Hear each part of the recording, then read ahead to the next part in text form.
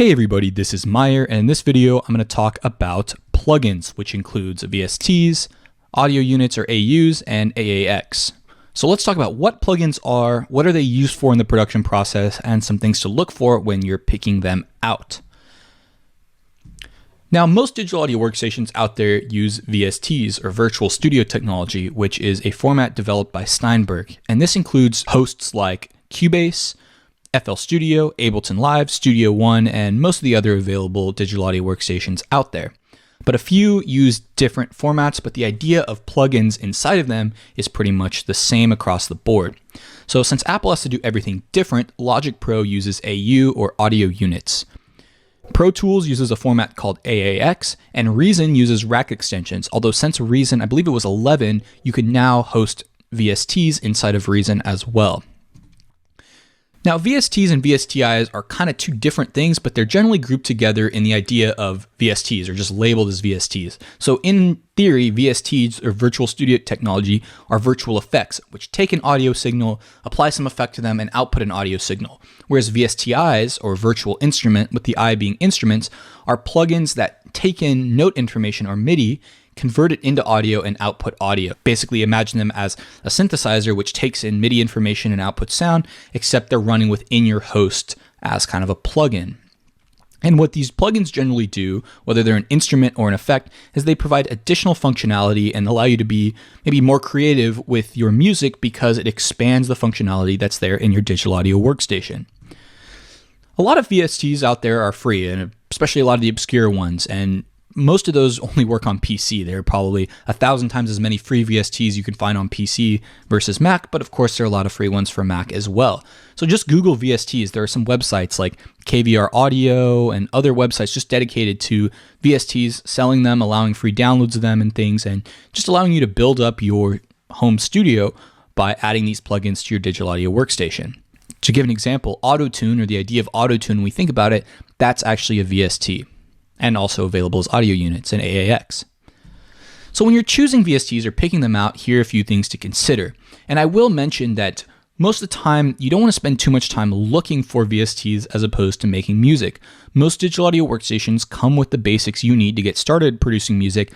And then when you realize there's a gap in a certain feature that you need or a certain instrument you'd like to have, at that point, it makes sense to graduate and say, all right, is there a VST that I could get that can fill this hole that I have in my collection? In particular, if you're working in a specific genre like uplifting trance, dubstep, or hip hop, and you realize that a lot of the synthesizers in that genre, they're kind of these industry standard VSTs, may be good to look into those and find out what would be best for you.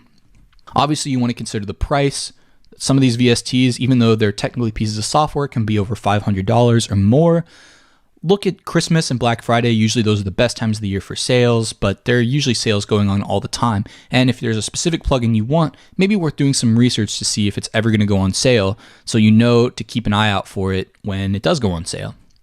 There are a lot of paid plugins that also have free demos you can try, so you can decide, is this something I would actually use? Do I like the interface? Do I like the features? Do I like the sound of it? Pretty much the same ideas of what goes into choosing a digital audio workstation goes into choosing your own VSTs. The other thing to keep in mind is the CPU usage of these plugins, because some can be pretty hefty. I have some synthesizers out there that are virtual that sound absolutely fantastic, but I can only run 1 or 2 instances of them at the same time because they're so heavy on my computer's processor. And this is particularly apparent if you're making music that has a lot of different layers or parts to it, where you're going to need to be layering these sounds together, where your computer may end up deciding that it can no longer handle all these plugins, and then you have to render them down to audio if you want to use this instrument or use more instruments or continue producing your song. The other thing to keep in mind, which can be a little bit more obscure, is copy protection. Now, most of these VSTs are just serial numbers that you register or you log in, but a few use things like iLock or eLicenser, which is an actual physical dongle that needs to be plugged into your computer at all times while you're producing. Now, a lot of the big manufacturers can get away using these types of copy protection because people will use their plugins no matter what. But if you're producing on the road, you have to keep in mind that you have to bring your iLock or eLicenser with you in order to even open up the plugin or the project that uses them. So keep that in mind. I know there are a lot of people out there that say, due to all the hassles I've had with them, I refuse to buy a plugin that has copy protection like that. Other things to keep in mind: does it have a good user interface? Does it model some analog gear that you want to have? Is it something you're actually going to use in your production process, which is where these demos can really help?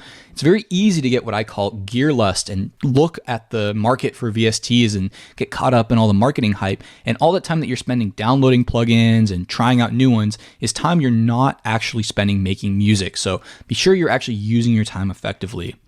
And I love this quote from Calvin Harris. This is in the Dance Music Manual, saying that iLok is still the worst thing ever invented. So they did a poll and they thought that auto-tune was the worst thing ever invented. But some people who have been producing for a while and had to use these dongles for copy protection are a little bit more upset about that. Thanks for watching. If you have any questions, I'm sure the Discord is going to be popping with recommendations and just advice about what VSTs to look for. And once again, this is where people graduate from the plugins included within their digital audio workstations. Although people usually use the EQ built into their digital audio workstations for most tasks, or maybe the compressor. But when it comes to specific instruments or specific plugins that model analog gear that people are used to, like API, SSL, channel strips, or compressors, that's usually when people will reach for their own VSTs from companies like Waves, Native Instruments, things like that. So do a little bit of research, find out in the genres that you're interested in producing, what are the kind of industry standard or famous plugins there, and use that as inspiration when you're making your music. See you guys in the next video.